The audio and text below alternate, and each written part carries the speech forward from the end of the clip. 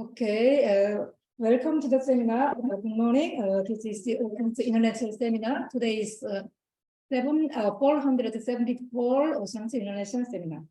And this is Oceans International Seminar held on every Tuesday of each month. Anyone is interested in the marine debris is welcome to the seminar. And he or she can participate in the seminar by sending email using the osan.osan.net. And anyone who is willing to present a paper, please let us know during the seminar or after the seminar. The seminar covers any field dealing with the marine debris, such as monitoring, policy, raising awareness, and activities. Now I will start today's seminar. Mr. Noel will give us a presentation. And Noel, please. Hello, everybody from my side as well. Before I start my sharing the screen. Yes, thank you. Before I start my presentation, I would like to inform all of you about a workshop that will be happening. It is co-hosted by the Ocean Conservancy, and it's the International Trash Trap Network workshop. And it's just, as you can see, a workshop to build local capacity within the Asia-Pacific region for trash trapping as part of the solution to plastic pollution. It is on March 16th and will be held online around 5 hours. You do have to register, so everybody interested can follow the link that I'm about to share in the chat box and register and take part in this event. So I will share the link. You can just follow the link in the chat box if you're interested. So now to my presentation. 1 second. All right, can you see my presentation slides? Yes, we can see. Okay, so now back to the report that I'll be presenting today. It's the recently published Plastic Waste Makers Index 2023 by Charles B. and Kimman L. from the Minderoo Foundation. It's a report looking at upstream plastic production, more specifically the top 20 producers of plastic. It is a topic that is not often discussed in this seminar or at Ocean in general, since most of the work is not looking at upstream measures. However, it is still important to look at the root of plastic pollution and how only a few corporations are responsible for most of the waste produced. Especially with the UN Global Plastic Treaty on its way, having an insight into upstream plastic production can be very useful. So that's the reason why I'm presenting this report to you all today. First, I'll be going through the main findings of the report and then tell you more about some specific corporation on the list of the biggest producers in the world. And as a quick disclaimer, just all the information and figures in this presentation are taken from the report directly. So the report highlights 4 key findings. The first one being that there is more single-use plastics than ever. In 2021, an additional 6 million metric tons were generated compared to 2019, which equates to around 1 kilogram for every person in this world. And of which most still comes from fossil fuel-based virgin feedstock, and only 2% comes from recycled materials. The second key finding is that this problem is also a climate crisis. So greenhouse gas emissions from scope 1 to 3 in 2021 were equivalent to around 450 million metric tons of CO2 equivalents, which is more than the total emissions of the UK. And most of these emissions come from the upstream production by oil and gas and petrochemical industries. The third key finding is that recycling is not scaling up fast enough. The growth of virgin single-use plastics was 15 times that from recycled feedstock. And lastly, there are signs that the industry is taking circularity more seriously, especially by 2 outliners within the industry, but more about that later. So the authors of the report proposed various recommendations for stakeholders. There are 3 big interventions that could make a change. So first, limit fossil fuel production and consumption, and increase plastic product and materials that are designed for circularity and are circulated in practice, as well as eliminate plastic leakage to the environment across the life cycle through environmentally sound waste management. Within these interventions, they propose specific strategies for different stakeholder groups, namely for the polymer producers, the investors, policymakers, and other companies in the value chain. Example for specific recommendations include that producers could set minimum target for recycled feedstocks. Policymakers could create a fund to support waste management systems in countries most impacted, or companies can set clear targets to reduce their consumption.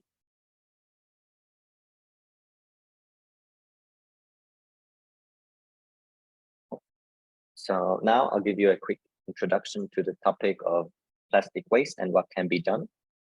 More than half of the world's single-use plastic waste can be traced back to 20 petrochemical companies. The plastic prices do not include any of the externalities, which also results in no economic demand for plastic waste. Not looking at wealthy countries, waste collection is usually underfunded and mismanaged. So for around 85% of the world's population, that's the case. From 2019, which was analyzed in a previous report from the Minderoo Foundation, to 2021, barely anything changed. The composition of the top 20 producers is largely the same, and almost all single-use plastic is produced from fossil fuel feedstocks. It only changed from 99% to 98%. The largest producers of polymer are also the largest greenhouse gas emitters. However, emission intensity varies based on what polymers are produced. Higher recycling rates would create stronger demand for plastic waste, increase collection rates, reduce mismanaged waste, and prevent leakage of plastic into the environment, which could displace at least half of the greenhouse gas emission. On-par recycling, so a circular model of production, remained a niche enterprise. Only 13% of food and beverage bottles, although being the most widely recycled type of single-use plastics, are produced from recycled materials. There are two outliners in recycling and circularity, representing 20% of the global PET bottle-to-bottle recycling capacity, indicating the potential of petrochemical companies in moving towards a circular plastic economy. There is a group of companies, including Lotte Chemical, which set more ambitious recycled polymer targets. This includes, however, chemical recycling, which is still in the research and development stage, with uncertain circularity credentials. Companies with more ambitious circularity commitments are all active in markets where there are more progressive and stringent regulations and policies that support the economics of recycling, more specifically being Europe, the US, and parts of Asia, such as India, Japan, South Korea, and Taiwan. Pressure needs to be directed appropriately towards both polymer producers and policymakers to transition into circular plastic production. The finance sector and civil society perspectives are also needed to engage policymakers. Looking a bit closer at the supply and demand for single-use plastics, you can see that the top 20 list of petrochemical companies producing polymers for single-use plastics hasn't really changed between 2019 and 2021. The growth of virgin single-use plastic production was driven by demand for flexible packaging made from polypropylene and LLDPE. However, these flexible plastics have downsides, such as having lower collection rates, being more difficult to sort and recycle, and having higher rates of leakage into the environment. As you can see in this picture, the demand for single-use plastics grew further from 2019 to 2021. However, the growth rate slowed down from around 4% between 2005 and 2019 to around 2.6% after 2019. The expansion of capacity to produce polymers bound for single-use plastics also declined, and so did the growth of production volume. Multiple reasons for the slowdown in single-use plastic growth are possible.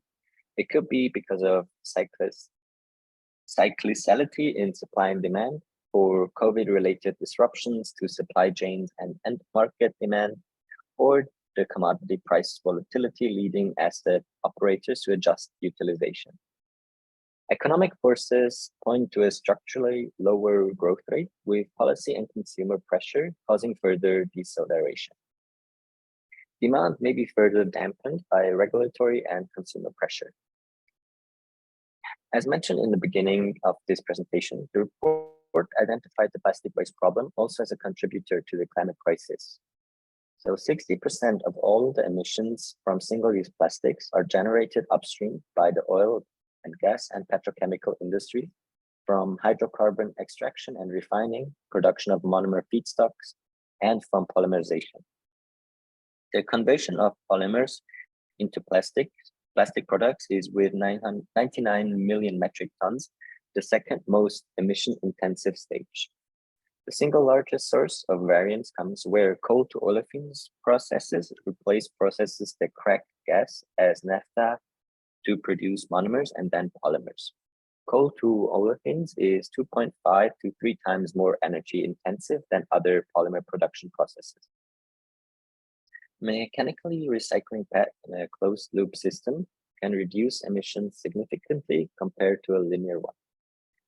And at least 30% reduction compared to landfill can be achieved, and more than 40% reduction compared to burning the plastic waste. The next 3 to 5 years are a critical window for action because of long technology maturity cycles and CapEx lock-in for large infrastructure investments. Emission reduction opportunities from recycling are significant, but not sufficient to create a net zero plastics economy. This figure shows the top 20 greenhouse gas emitters based on the total cradle to grave emissions, as well as based on the intensity emissions. These 20 producers account for 50% of the global greenhouse gas emissions from single-use plastic. These Chinese companies using coal to olefins technologies rise in the ranking when looking at the intensity, as well as companies producing high shares of PET and PS2. The total global recycling capacity grew from 23 million metric tons in 2019 to 25 million metric tons in 2021, equating to roughly 10% of the virgin polymer capacity. However, only 2 million metric tons of this 25 million metric tons was generally circular, almost all coming from mechanical recycling of PET bottles. As shown in the figure here, on par mechanical recycling of PET is expected to expand by 2 million metric tons by 2027, mostly from outside the petrochemical industry and the two outliners in the petrochemical industry. The total chemical recycling capacity expansion from 2022 to 2027 is 5 million metric tons, where petrochemical companies account for 2 million metric tons. Recycling remains to be a marginal activity. It will not scale up without necessary policy conditions, and on-par recycling will not occur across single-use plastics unless there is standardization in the product design.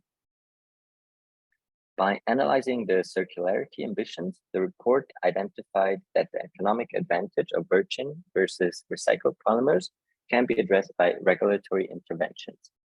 At the domestic policy level, this can be done with new legislation and fiscal interventions. At the global level, as we can see, negotiations for a legally binding instrument already began. Many of the 20 companies are operating in regions where the policy and regulatory pressures are growing stronger. Nearly half of these companies have made more ambitious circularity commitments in recent years.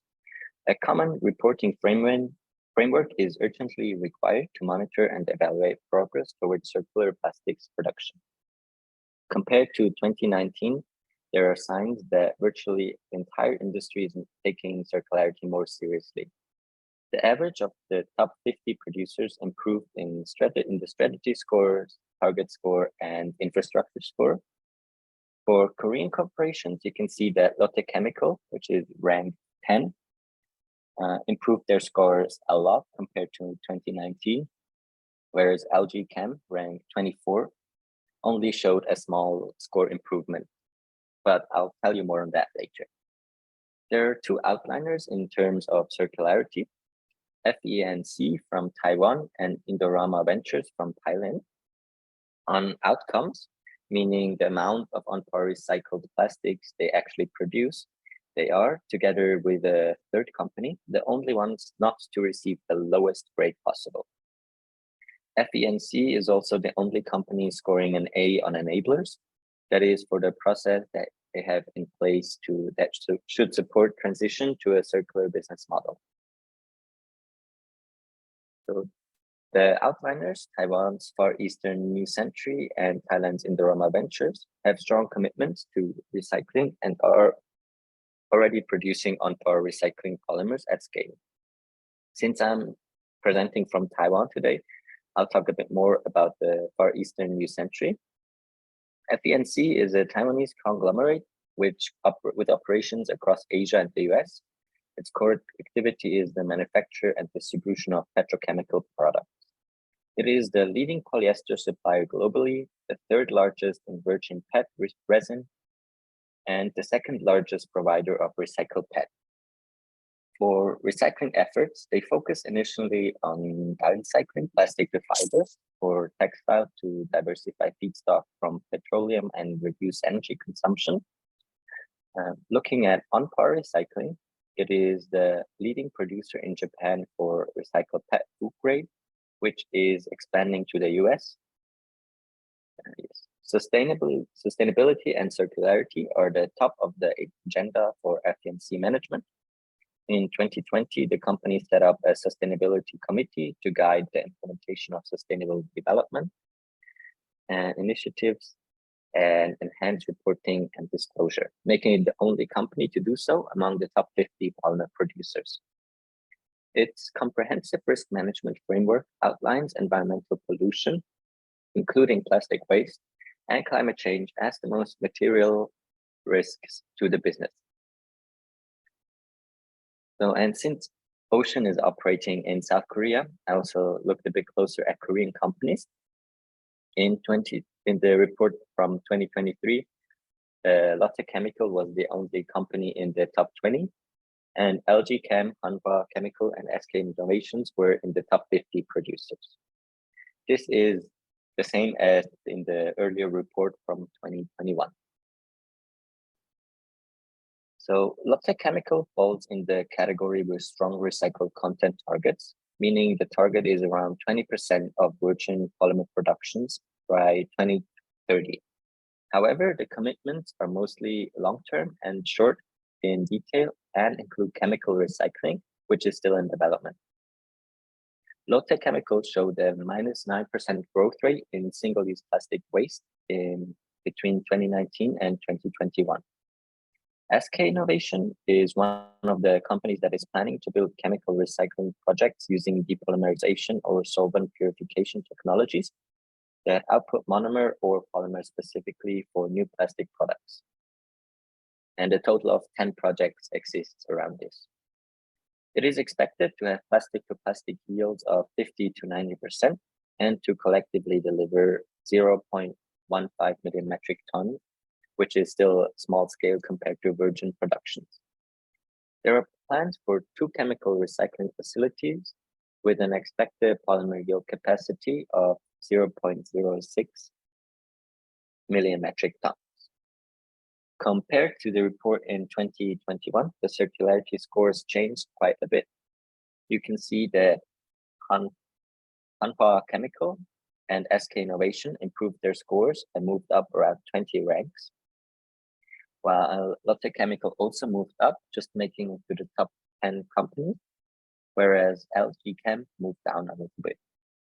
Although I have to say at this point that the scoring system did change a little bit, so it's now in more detail and weighted a bit differently. So there could be different reasons to that change in rank as well. Right, so on this note, I would like to finish up my presentation and open up the discussion. So if you have any comments or questions, feel free to unmute yourself and let us know. Thank you, Noel. This is a 60-page long report,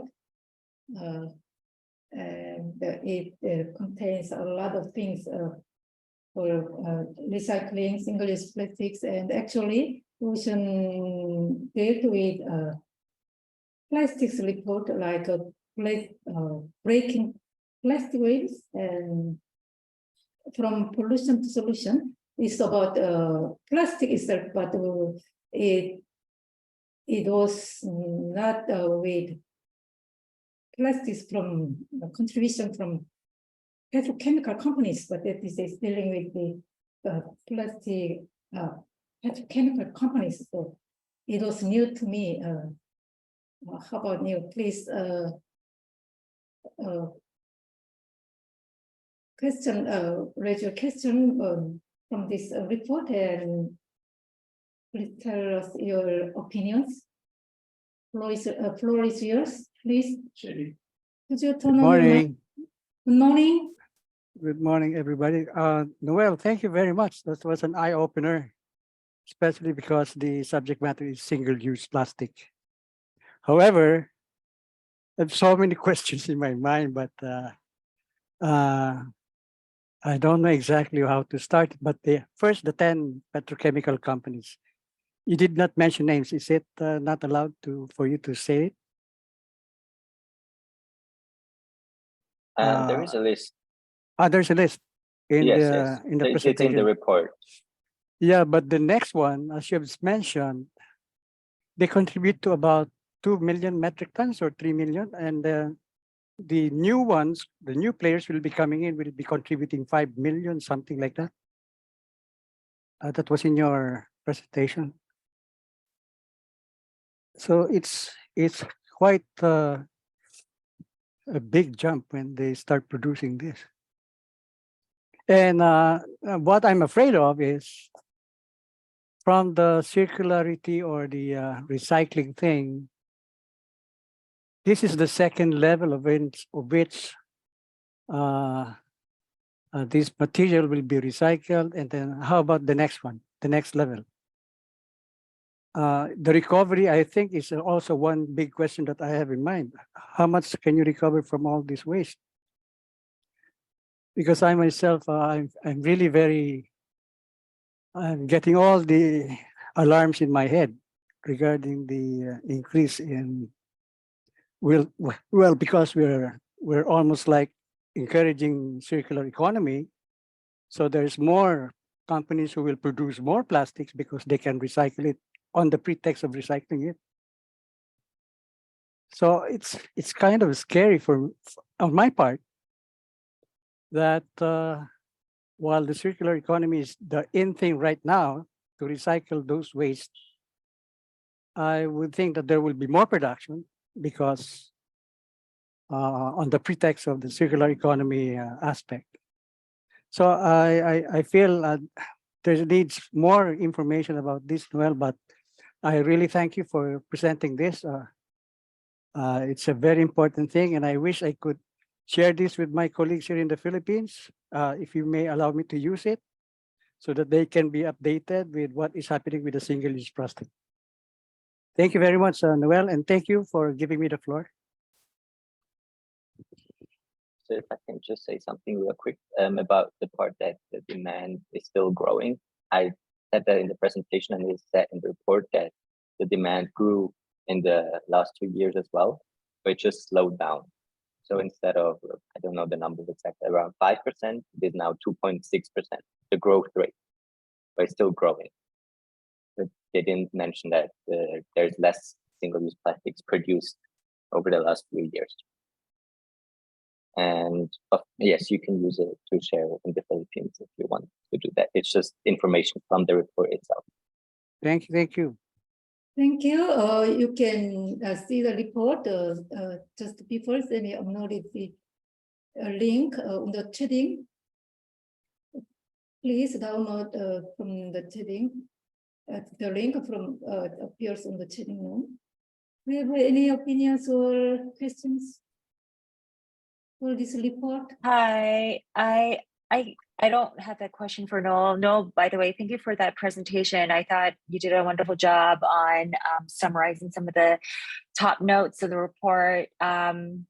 And I really appreciated that you kind of did the comparison of the results that the Plastic Waste Makers Index published in 2021 and kind of compared it to the one that just recently got published. So speaking of single-use plastics, as many of you probably know, there are a lot of reports and articles and a lot of new research that's coming out, especially with like the Global Plastics Treaty kind of really gaining traction. And so I just wanted to share another report that was recently published by the Economist Impact along with the Nippon Foundation. I just dropped a link in the chat box, and I think this report is something that would probably be good for you to kind of read it in tandem with the one that Noel just presented for us, to kind of give you just like a brief summarization of what the report really talks about. It basically says that, you know, all these EPR schemes and, you know, levies and taxes that governments impose, including single-use plastic bans, are all great, but however, they're going to be insufficient to really kind of stem the projected growth in plastics use if we don't do anything a little bit more systemic or more ambitious about our interventions. Just kind of pointing towards more of the reason as to why we really do need a global and an ambitious plastics treaty. So I thought this report kind of really just drives that message home, and it's got some really great graphics and infographics or whatever you call them. So yeah, go take a look. To see the full report, you have to kind of plug in some of your personal information. By personal information, I mean like your name and your occupation and just kind of your work email. But you know, once you give that information, you'll be able to it'll automatically download the report for you. So yeah, you'll have access to it. And just another quick report that was, well, it was an article that was produced by Reuters, I think about last week. You might have already taken a look at the article, but there was an article, there was an investigative report that really looked into all these false solutions that are being really peddled by a lot of corporations. This one particularly looked at this recycling program that was funded by both Singapore and Dow Chemicals. And it talks about how, you know, these, you know, so-called second life to plastic waste, including like old sneakers, that they really kind of, you know, advertise this as a way for them to kind of upcycle or like create it into like secondary plastics for some like track surface, like those little like rubberized, you know, surfaces. And when they really kind of, so they put like these little like GPS trackers in these sneakers that were donated into this recycling program, and they found out that they were just kind of traveling the world and ended up in Indonesia. And some and like a pair actually just ended up like a mile away from where the recycling program was. So it turned out that it wasn't actually being turned into you know, these like new material or taking on a second life. It was just like sitting there just like as old sneakers. And so this really kind of points more of a need for us to kind of really look into a lot of these like you know, ESG programs or any sort of, you know, environmentally friendly programs that these corporations really hold themselves out as, because oftentimes they are not implemented the way they really make it sound it to be. And so yeah, this is a concern, and this is something that we also kind of need to look into to make sure that we hold them accountable for these type of recycling programs to really work the way they're supposed to work, and not just kind of be greenwashed. So yeah, take a look. I think they did a wonderful job investigating. And yeah, if you have any questions, always feel free to let us know. And that's it for me. Thank you. We have plenty of time after question and answer time. If we have time, I'll look through this link, and this link just people send me uploaded on the chatting box. Any other questions? Hi, this is Jason. Oh, Can you please. hear me? Oh, yes. Thank you for sharing this report for us. And I just found in this report, they mentioned Taiwan many times, and because we also have many big petroleum or plastic industry here, but one company, it seems, has a better reputation, or I mean, the company called FENC, the Far East, I think it's Far Eastern New Century something. In page 44, they have some special article, case study for this Far Eastern New Century. So if you are interested about the recycling PET bottle, recycle PET bottle into the polyethylene fabric, and made to make sport or mountaineering clothes. I think here they have more detail to mention their stories. And I think this company also very famous in Taiwan, and actually they sell their product, many are polyethylene fabric, to those big sport companies, sportwear company like Under Armour or Adidas, Nikes, or North Face, these companies.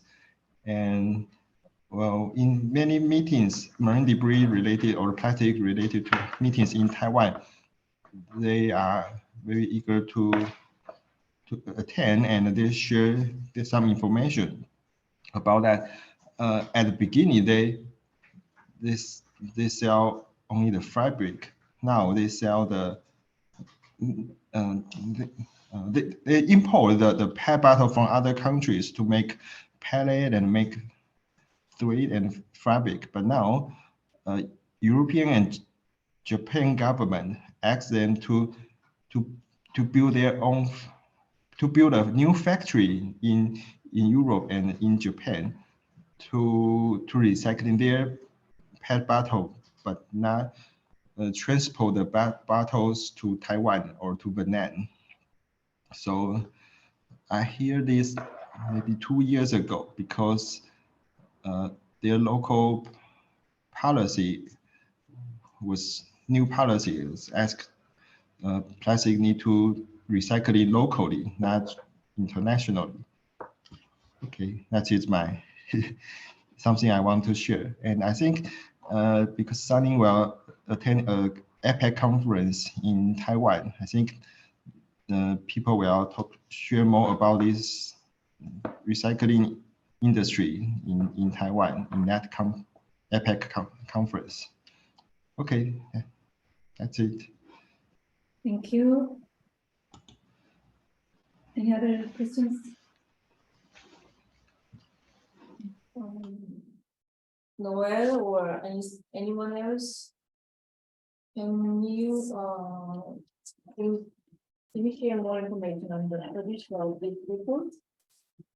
Minderoo. Yeah, the organization or Actually, I was wondering too. this is my first time to know this name, so I just wonder anyone has some information on this organization or foundation. So I didn't have time to look at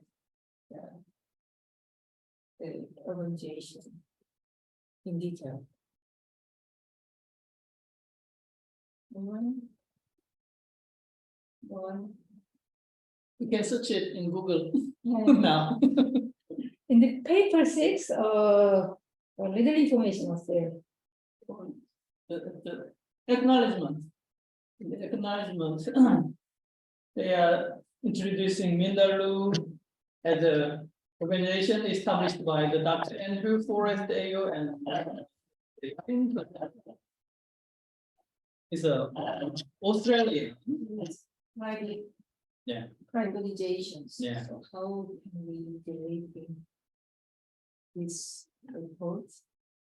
And he was majored in ecology, so marine ecology. So I think he has already insight. Yeah. Classic I pollution. like that the summary and the recommendation. I really like that. I'm just curious to say and the findings. Yes. How do you? And from me, I have questions, the major 2 questions. One is for page 40, maybe. Not 40. Index, plastic waste makers index. What is it? Maybe. Okay. The index thing, index. And I read a part, and I think it's based on the formal report. So I have to read the formal report to understand the index. Could you anyone who have knowledge or information how to make the index? The paper says on the 26 figure 4, the plastic waste makers index. So if you go to the website where the report is published, they have a second report about their methodology and how they did all these rankings and what they included, where they got the data from and everything. But it is, again, quite a long report. So I did not include too much information from there. I thought it would be better to just focus on the actual information and data itself than on the methodology. But you can read the report about how they prepared for this index. Thank you so much. It's about the main point is the plastic waste makers index. So I think we should refer. I was wondering that and how to make this index. And second thing is maybe related to the Mr. Jerry's question is about the waste makers index, and they are telling about the recycling or something. Much of the report says about the recycling, and I was wondering when I did this report, how was the downsides in the production of plastic? I read this report quickly, so Noe, can you tell us the report telling the reduction of plastic production also? I couldn't find they emphasized the reduction of production from chemical companies. I don't understand what exactly you mean. Or which? Dealing with the plastic waste, they are telling the reduction of plastic production. We have to reduce the plastic production, something like products, something like that. Because of that point is very important for dealing with plastic waste. So I'm wondering, we have to reduce plastic products. In this report, they are telling about the reduction in demand of plastic or single-use plastic in large scale.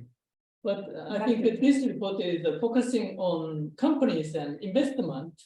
So they do not dealing about the demand reduction in detail because it is a kind of cultural or more political or policy aspect. So they are focusing on more in recycling, but they are telling that reduction of plastic demand is important in addressing plastic waste problem. Thank Yeah, you. so they do say in the recommendations for stakeholders, they mention that companies involved in the plastic supply chain can set targets to reduce the consumption of plastic products. So they do mention that the reduction in consumption is an important step, but it focused mainly on the production side, so it's only mentioned on this side, I think. Thank you. One more point, they didn't tell about the petrochemical extraction part. Of course, this is focused on the recycling and waste. Because from pollution solution report, they are telling about the when they calculate some energy on some paper, they are dealing with the extraction part. This, but it's not related to the point. Almost half of the plastic productions are from the 20 major companies. So it's very dependent on how the 20 top 20 companies do well to reduce tackle this issue. But in this report, only 2 companies are recognized to work a little better. And I think that this is very good to know which companies are more responsible for petroleum-based plastic production. So I found some Korean companies which we have to contact or to prepare something to work with the companies or monitor how they do that. For Jong-soo's question, you mentioned about the extraction of fossil fuel to produce plastics. In this report, they are dealing with it in GHG emissions. So in aspects of GHG emission, the extraction of fossil fuel is the most large part in GHG emissions. So that's my point. They already dealing with that issue.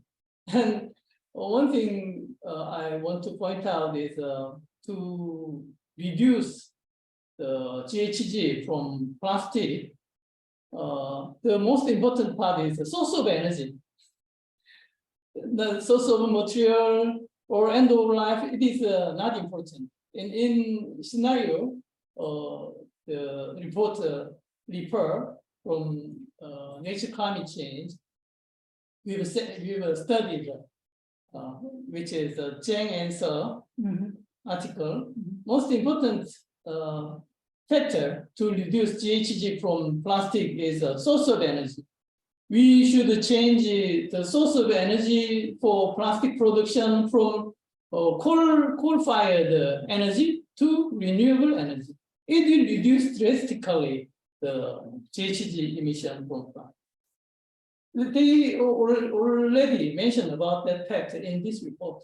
Thank you. I changed Yeah, that was from that paper, not from solution to solution. The Daniel's paper telling about the Yeah. source and extraction part, and they included Yeah. the GHG emission contribution to their calculation. Yeah. That's the important part. So in this report, they refer that paper as a Nature 2019, but actually it is a Zhang 2019 paper published in Nature Climate Change, not Nature. Okay, thank you. There are several articles referred as a Nature blah blah, but we have to check the original source of the paper. Thank you. I found out that there is some discussion about the global plastic treaty in chat box.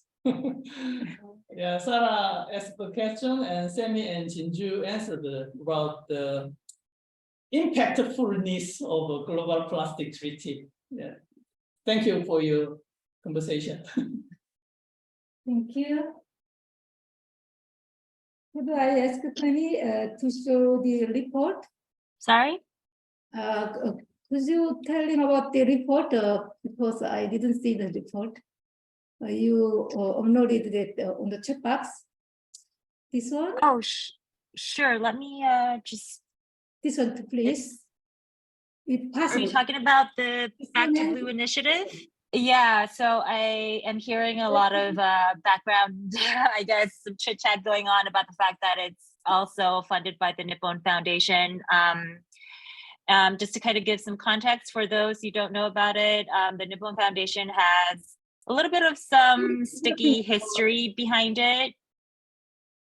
Could you share your screen and see so that we can see this report, if possible? Oh, I wasn't really ready to share my screen, but I mean, I think you could just take a look at this report in your free time.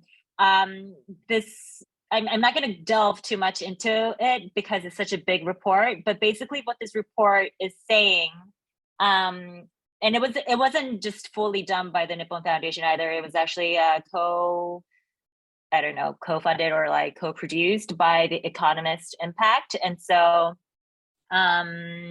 yeah, what this report is basically saying is that all these EPR schemes and taxes and single-use plastic bans are effectively not going to stem the projected growth in plastics, and that we would evidently need something a little bit more ambitious and something that really kind of creates a systemic change to kind of curb the growth of plastics. And so this just really kind of highlights the fact that, you know, we really do need an ambitious global plastics treaty after all. And that's what this report is really talking about. It. If you really want to, you know, delve into the nitty-gritty aspects of it, I just suggest you read it yourself, just because there's just so much to cover. And I tried to share the screen and show you the report. This is the report, right? yeah. Okay. So report here.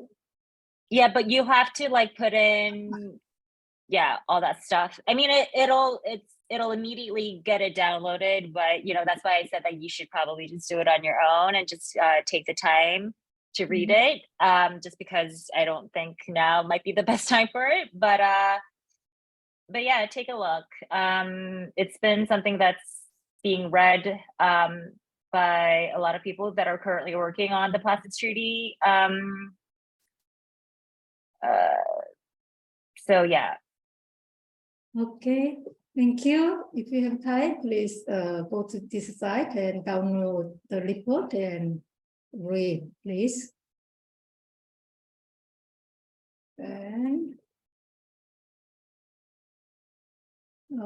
if you don't have any questions and opinions, we'll have the time for scheduling next seminar, 4th of April. Jason? Jason, could you read? Okay. Okay, thank you. Okay. Okay. 4th of April, 10:30 Korean time, we'll have next seminar. Thank you so much for participating in this seminar. And in 11:30, we'll have APML meeting. Please stay tuned. Thank you. Bye-bye. Thank you. Bye-bye. Thank you.